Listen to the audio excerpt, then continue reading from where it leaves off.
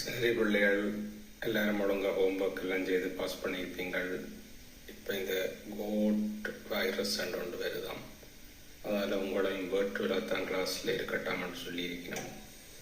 அதில் டிஸ்டன்ஸ் பேஸில் தான் எங்களோட கிளாஸ்களும் போக போகுது. விளங்கிச்சு தானே?